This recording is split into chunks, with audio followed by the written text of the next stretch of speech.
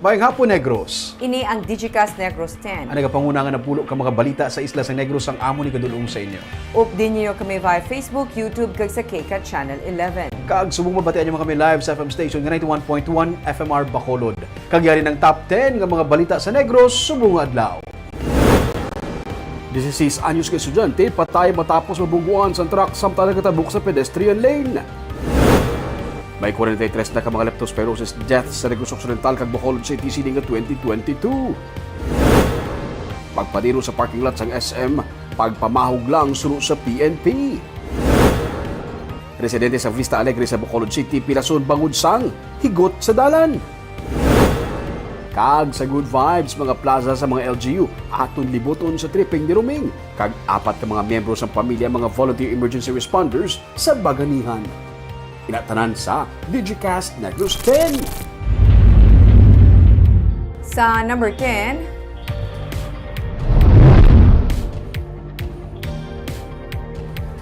matapos ang duha ka tuig, balik selebrasyon na naman.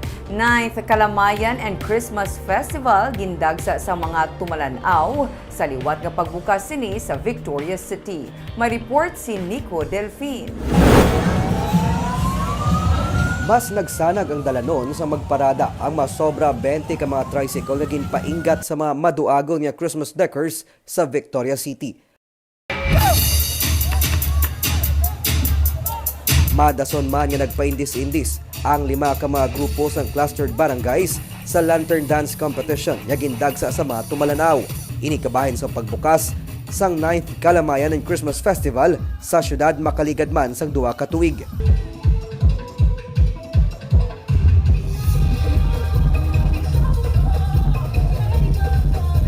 Upod sa sorpresa, ang aktor nga si Ian Veneracion nga nagkanta para sa mga Victoriahanon.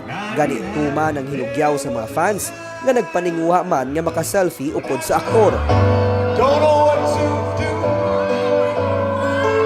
Don't know what to say. My heart is flowing in tears when you pass by. I feel fly. Magluwas sa kasadyahan, ginanunsyo man ni Mayor Javi Benitez ang pagpanagtag sa mga Christmas gift packs para sa tanan nga mga pamilya halin sa syudad. Every family will receive a Christmas gift from the city. Bisan diin ka man, there is Victorias, kag regardless of economic status o kon political affiliation.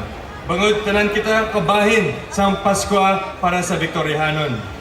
This ang aton nga alay pamasko na magsugod sang Monday will be the biggest in the history of Victorias. Dungan sa selebrasyon ng pagbukas ng Christmas Bazaar sa kilid lang sang Victoria City Hall, kundi sarang mabakala mga ginapabugal nga produkto sang syudad. Makita man diri ang mga maduagon nga Christmas tree nga himo sa mga recyclable materials. Nico Delfin para sa Digicast Negros.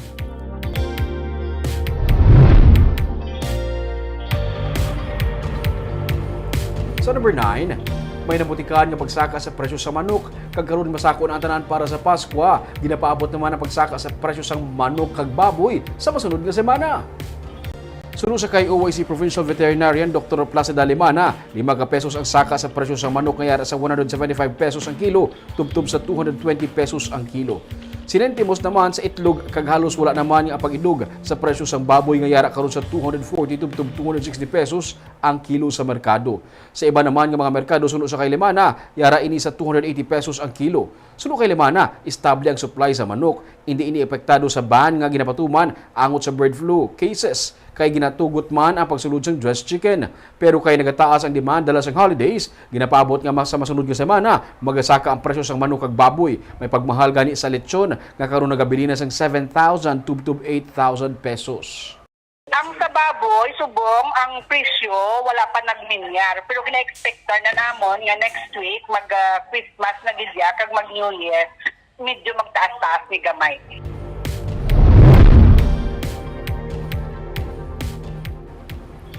Sa number 8, Provincial Election Supervisor ang nagahaylo sa publiko nga samtang may tion pa sini nga holidays, magparehistro na. Sa una lamang ang mga duha ka adlaw, may mga nagpila sa mga election offices na nagkalain-lain ng mga banwa kag syudad sa probinsya. Sa masunod ng mga inadlaw, namutika nila nga nagjutay na ang nagparehistro. Sunod kay Attorney Ian Lee Ananoria, mayara sa mga nagapila nga tigduha o kung tatlo na lamang. Mayara gani nga wala na gid sang may nagpila nga magparehistro. Sunod kay Ananoria, hindi pa man nila mapatud kun bala tungod sa holidays gidman kun nga wala naghatag sang tiyempo ang mga wala pa makaparehistro. Mas maayo sunod sa iya nga karon nga ligwa kag nagapinauli sa ilatag sa mga banwa kag syudad ang mga pumuluyo magparehistro na. Disyembre 12 nagsugod ang voters registration kag tubtub ini sa Enero 31, 2023. Subong ina-check ko gisod ba ng monitor, di ko pila, pero due tayo ano sa register. Most likely, ma-pick up na puro January. Pwede. Kung may time sila, register sila tani. Mag-January, pati maginunga naman tatan. May iba naman hindi makomodate. Sa number 7,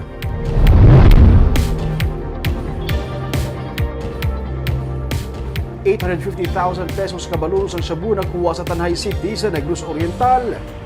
Arestadong isa ka high-value individual matapos makuhaan sang ₱850,000 kabalor sang illegal nga droga sa buy-bust operation sa Tanay City PNP sa Negros Oriental sa kagabi. Ang ginakop amo si Carlito Lado Jr., 40 anyos.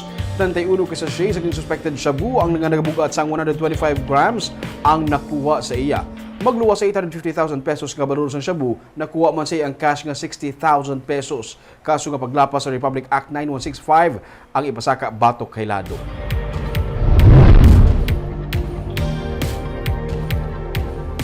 Sa number 6, residente sa Barangay Vista Alegre sa Bacolod City ang pilason matapos magbiktima sa pagbutang sa higot sa dalan.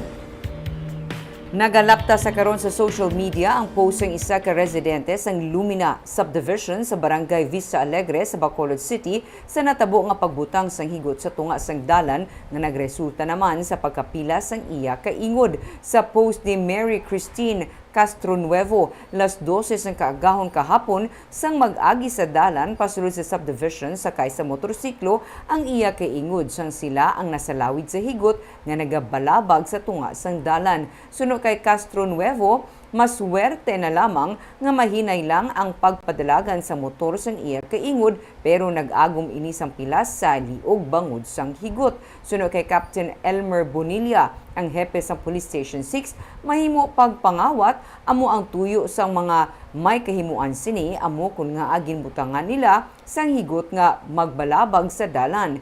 Iya ginpahayag nga ang PNP ang magapatigaan sa checkpoint kadagabi sa amo nga dalan agud malikawan ang kaangay pa nga insidente.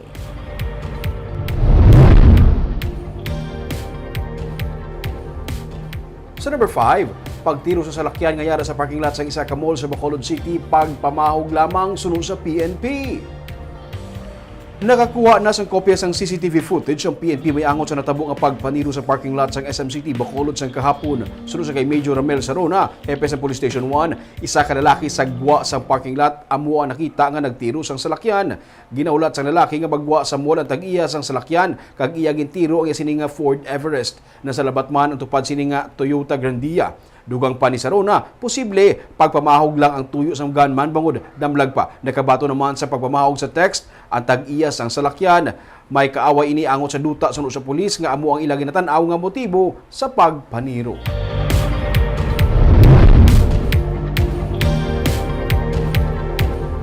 Sa number 4, pamuno sang Negros Association of Chief Executives nga si Victoria's Mayor Javi Benitez handa nga updan si Negros Occidental Governor Eugenio Jose Lacson sa kaya Negros Oriental Governor Ruel Digamo para iduso ang Negros Island Region. Nanugunan si Victoria City Mayor Javi Benitez sa nangin pahayag ni Negros Oriental Governor Ruel Digamo batok sa tuyo nga mabalik ang Negros Island Region. Gani handa man siyang mag-upod kung imbitaro ni Governor Eugenio Jose Lacson sa pagkato sa Negros Oriental para lang maistorya si Digamo kag iduso ang tinutuyo sang NIR. Plano ni Lacson nga bisitahon si Degamo sa madason nga tuig para sa ginapaabot nga meeting. Ginalauman ni Benitez nga paboran sang executive branch ang revival sang NIR matapos nga ginaprubahan ini sang Senate Committee on Local Government.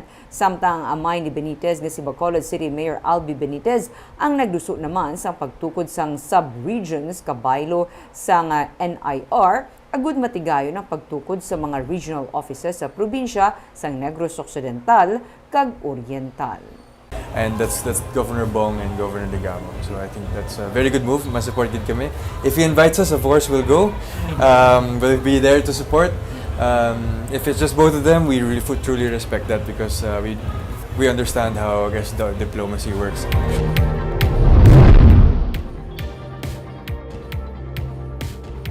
Sa number 3, probinsya sa Negros Occidental kag Bacolod City naka-record sa 43 deaths tugas ang leptospirosis. Inibase sa datos sa gipagawa sa Department of Health humalin sa bulan sa Enero tubtob Disyembre 3 sini nga tuig. 34 ang napatay bangod sa leptospirosis sa probinsya. 225 naman ang na-record nga kaso. Kung ipaangkit sa nagligad nga tuig sa kasubungman nga tion, 221% ini nga mas mataas.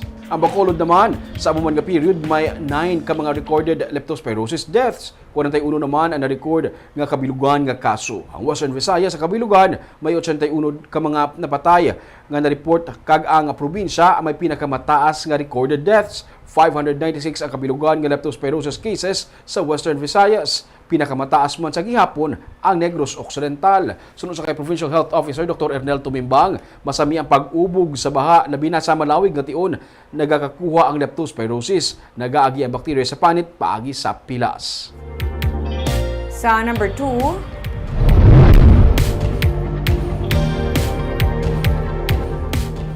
koleksyon sang SSS gikan sa mga delinquent employers naglabot na sa 7.1 billion pesos.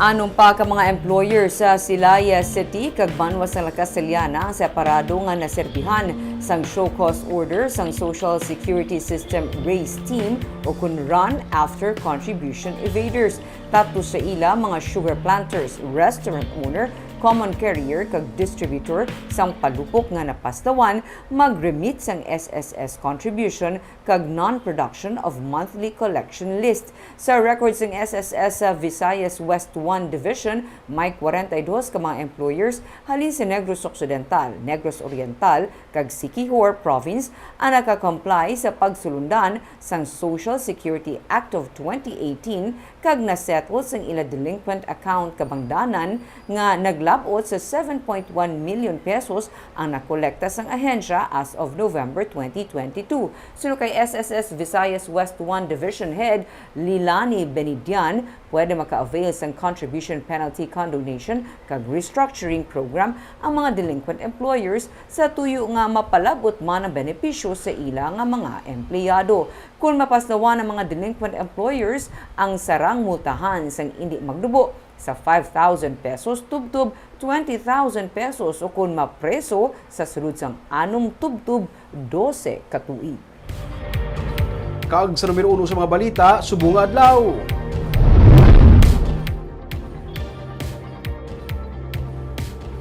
Estudyante gikan sa Christmas party patay matapos sa rusuhon sang trailer samtang nagatabok mismo sa pedestrian lane.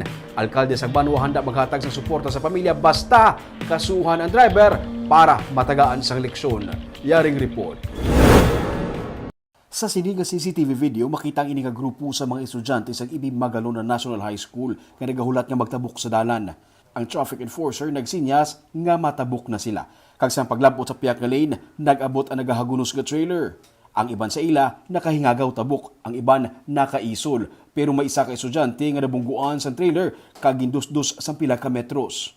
Sunod sa kay Mayor Marvin Malacon, pati ang iya traffic enforcer sang Banwa, nadala sa pukuntani. Kung wala makahingagaw isol, may pinapagid kuntani ka mga estudyante nga nadala sa. Ang isa ko daking borsa, dito yung pamlagot, may nakalumpat. Kung wala kay isol, guro isa ka pulo, katay. Ginkilala ang biktima sa kay Kevin Liscano, residente sa barangay Kudangdang sa Banwa sang Ibi Magalona. Sunod sa Ibi Magalona PNP, gikan sa syudad sa Victorias, kag pasur ang truck nga ginakargahan sang tubo nga ginamanehon ni Dante Segudero, residente sa syudad sang Sagay. Handa ang alkalde nga maghatag sa suporta sa pamilya sa napatay basta siguraduhon lang nga mapasaka ang kaso. Patok sa driver, masulit pa ang insidente. Siling ko sa ila, gusto ko leksyonan ang inyo tao para hindi na masundan ini. Kaya siling ko, kung narigla ron tayo mga ni, may hindi na magkasong tao ang pamilya, but then anong effect? Meaning, buwas kung may mabungguan, kung bayaran ka maliwat? Sa drug test sa Patigayon, nagnegatibo ang driver. Ginahikot na sang ibi magalo ng PNP ang kasong reckless imprudence resulting in homicide, batok sa driver sa truck.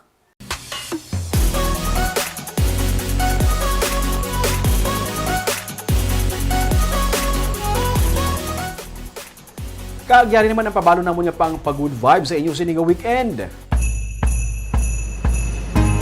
Nagapangita ka mo sa kaladtuan sa pamilya nga libre lang kag wala sang balayran. Subong nga Christmas season, kadamo sang pwede lagawan. Ang Capitol Lagoon, mas ngin pasanag na sa mga Christmas decors. Ang tagsa ka mga local government unit nag-effort man mapasanag kag mapatahom ang mga tagsa ka plaza para sa kalingawan sa mga pumuluyo.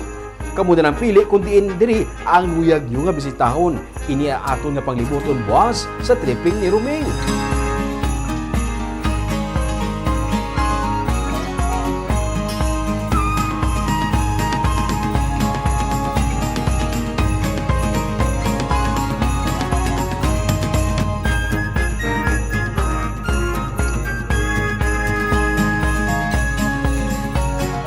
Kag sa baganihan, hindi lang isa kundi apat ka mga miyembro sa isa ka pamilya, mga emergency responders tanan. Ang pagbulig sa tion sa emergency ang nagapanalaitay na sa ilang dugo. Bisan ano nga oras, bisan diin man, ukon basta may ara sa bululigan, present sila. Aton sila kanilahon sa baganihan sa Sunday. Mga LGU subong nag-effort kahit patahom sa ilang mga plaza para at least makalagaw, ma-enjoy ang mga pumuluyo. Imagine na, balaming after 2 years, wala kang makalagaw-lagaw ka, tanaw sa mga kasanag sa... Kaya naman tapos niya tawag para paglibot namon. Ako ganun, may plano kung dalo ng mga kids na. Pili ka lang pagkadamo sa pilian actually. Kag namin manibala ang storya sa isa ka pamilya nga mga volunteer sila tanan. Ilang time gina-dedicate nila para mag-volunteer. Ginamba, ganit nino, nothing beats the heart of a volunteer. Wow, grabe. Kago ba ito mga balita sa Negros subong nga adlaw? Kay man sa panahon karon importante nga may ihibalo ka sa nagikatabo sa imo nga palibot. Dapat balanse kag eksakto ang mga impormasyon. Padayon kami nga magapangalagad sa Negrosanon. Ako si Barbara Mijares. Tubtub sa Lunes, ako naman si Romeo Subaldo. Happy weekend!